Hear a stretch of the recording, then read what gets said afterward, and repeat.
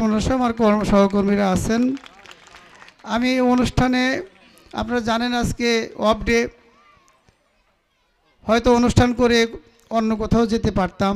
আমার এই অনুষ্ঠানের প্রধান অতিথি করে আমাকে ঋণী করেছেন বলে আমি ঋণ শোধ করতে এতক্ষণ এখানে অপেক্ষা করছি। আমি আসলে এতক্ষণ অপেক্ষা করার মানুষ না, আমি হয়তো চলেই যেতাম।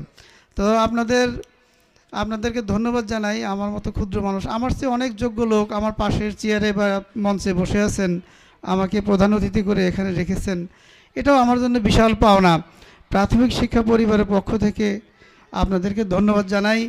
এরকম আমার সবাই তো এখানে টিচার নন, অনেক অভিভাবক আছেন, অনেক গণ্যমান্য ব্যক্তিবর্গ আছেন, জনপ্রতিনিধি আছেন, সামাজিক কর্মী আছেন, তারা আমাদের কথা শুনছেন। আপনারা আমাদের কথা শুনতেও বাধ্য নন, শুধুই শুনছেন, মনে হয় নিজেকে একটু সমৃদ্ধ করার চেষ্টা করছেন। আমাদের এই কথাগুলো যদি গ্রামে গঞ্জে পৌঁছে দিতে পারি যে নাসির স্যার যেভাবে মানুষের সন্তানকে মানুষ করার জন্য, আপনারা একটু পিছনে যাই। আজ এই মাসের 9 তারিখ ছিল বেগম রোকেয়ার জন্মদিন। সেই বেগম রোকেয়া তিনিও কিন্তু নিঃসন্তান ছিলেন, মনে হয় জানেন, অনেকেই জানেন অনেকেই জানেন না। এবং তার আত্মজীবনীমূলক অনেক গ্রন্থ আছে। সুলতানাস ড্রিম এর একটা পর্যায়ে তিনি লিখেছেন, আমার কাছে তাকে যখন জিজ্ঞাসা করা হতো আপনার সন্তান নেই, তখন তিনি বলতেন আমার কাছে মনে হয় আমার সবাই সন্তান। তো এই কথাও একজন বক্তা বলে গিয়েছেন। তো আমার এই ডিসেম্বর মাস অনেক ঘটনাবহুল মাস। এই গুণী বেগম রোকেয়া তিনি ওইভাবে শিক্ষক ছিলেন না, কিন্তু সবার শিক্ষক হওয়ার জন্য তিনি আহ্বান জানিয়েছে। ওঠো হয়ে ভগিনী, এসো জাগিয়ে ওঠো, এরকম মানে অবরোধবাসিনী, এরকম কথাগুলো লিখেছেন যাতে করে মানুষ, বিশেষ করে মেয়েরা পড়াশোনা করে সমাজে প্রতিষ্ঠিত হতে পারে, আলোর পথ দেখতে পারে। তো নাসির স্যারের আদর্শ আমি বেগম রোকেয়ার আদর্শ নাসির স্যারের মধ্যে খুঁজে পাই।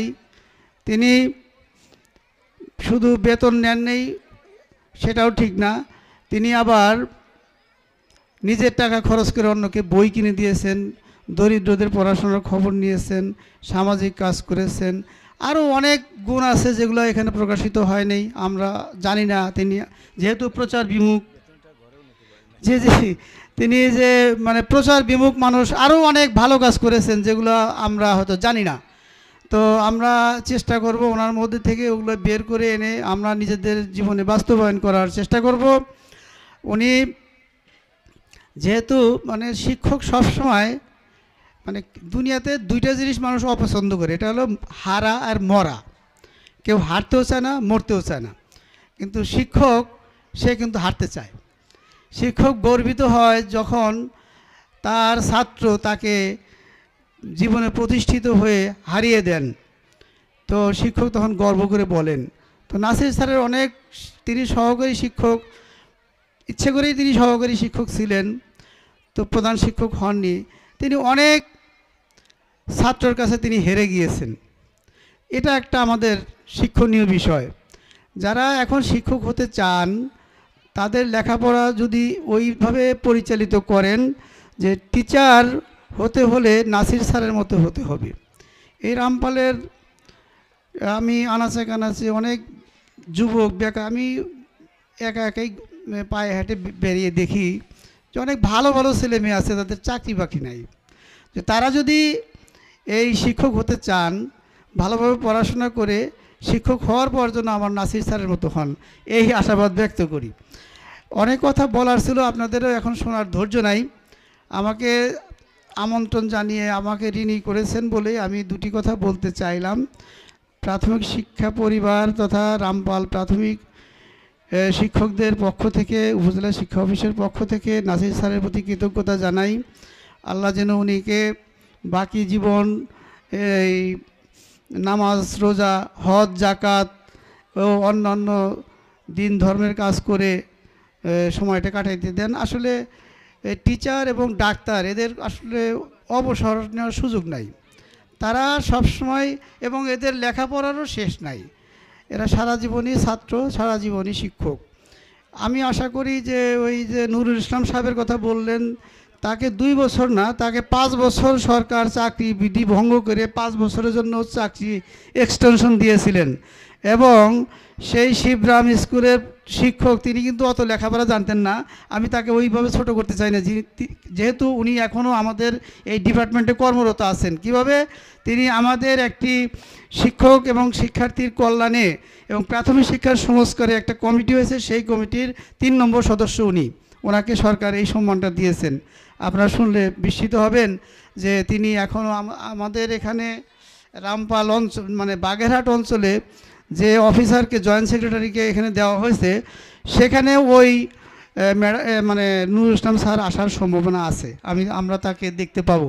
তো আমি চিন্তা করি যে নাসির স্যারকে যদি এরকম কোনো একটি এক্সটেনশনমূলক চাকরিতে দিতে পারতাম, তাহলে আমার ভালো লাগতো যে নাসির স্যারকে সুযোগ থাকলে আমরা দেব, আমাদের এখান থেকে প্রস্তাব করব। আপনি কথা দিলাম, আমি কিন্তু মুখ দিয়ে কথা দিয়েছি, এটা মানে বন্দুকের বুলেট মোডিং করতে পারেন। তো যাই হোক, আমরা আর কষ্ট দেব না, আমি আমার বক্তব্য এখানে শেষ করছি। সবাইকে ধন্যবাদ জানাচ্ছি। মা আসসালামা। ধন্যবাদ অনুষ্ঠানের প্রধান অতিথি তার মূল্যবান বক্তব্য রাখবার জন্য জনাব মোহাম্মদ ফরহাদ আলী, উপজেলা শিক্ষা কর্মকর্তা, রামপাল বাগেরহাট স্যারকে। ধন্যবাদ। আমাদের আয়োজক কমিটির পক্ষ থেকে যে পুরস্কারের আনা হয়েছে, এটার আমরা সম্পূর্ণ ডিসপ্লে করছি বাম পাশে। ওইখান থেকে একটা শুধুমাত্র বইটা স্যারকে তুলে দেওয়া হবে। আর এছাড়াও ব্যক্তি বা প্রতিষ্ঠানের উদ্যোগে কিছু পুরস্কার আমাদের হাতে এসে পৌঁছেছে। যদি কোনো প্রতিনিধি থেকে থাকেন, যেমন সুমন ইজারদার, পেরিখালী মডেল উচ্চ বিদ্যালয়, Jamaat-e Islami Perikhali union, Musammat Nasima Khatun, SSC 2000 batch, Aklima Begum, Mamun Sheikh Janata bank limited Rampal শাখা, পিএসসি ব্যাচ 2020, রামপাল পাইলট মাধ্যমিক বালিকা বিদ্যালয়, দেবরাজ সাহা, চুমকি বেগম। যদি আপনাদের কোনো প্রতিনিধি বা আপনারা নিজেরাই উপস্থিত থাকেন, অবশ্যই আমাদের মঞ্চে ডান সাইডে এসে যোগাযোগ করবেন। এখন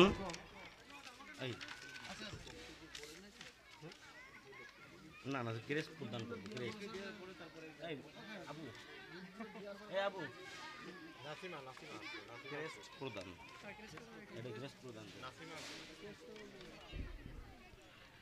সুপ্রিয় উপস্থিতি, অনুষ্ঠানের এ পর্যায়ে অতিথিবৃন্দ এবং আজকের অনুষ্ঠানের যিনি মধ্যমণি নাসির স্যারকে ক্রেস্ট প্রদান করবেন সাধনশীল এবং খায়রুল আলম, তারা স্যারের প্রাক্তন শিক্ষার্থী। ক্রেস্ট প্রদান করছেন সাধনশীল ও মোহাম্মদ খায়রুল আলম। আমরা করতালির মাধ্যমে স্যারকে অভিবাদন জানাবো।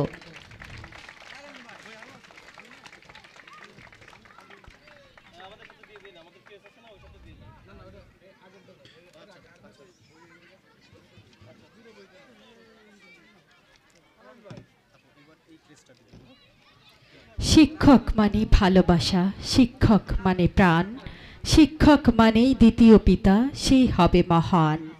শিক্ষক মানে পথের দিশা, শিক্ষক মানে ভালো, শিক্ষক মানে অন্ধকারে মনে জ্বালাবে আলো।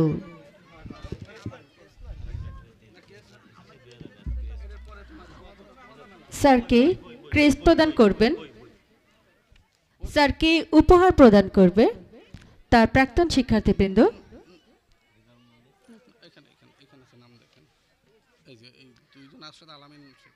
স্যারকে বই উপহার প্রদান করবে মোহাম্মদ রেজাউল মল্লিক এবং মোহাম্মদ তাজুল ইসলাম, প্রাক্তন শিক্ষার্থীবৃন্দ।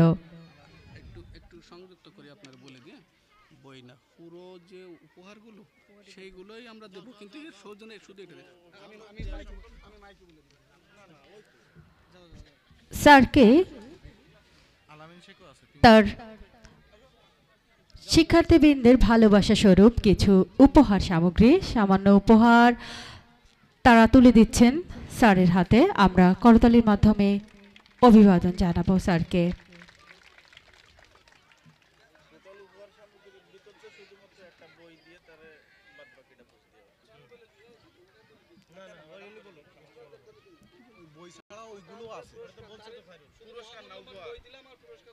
স্যারকে তার প্রাক্তন শিক্ষার্থীবৃন্দ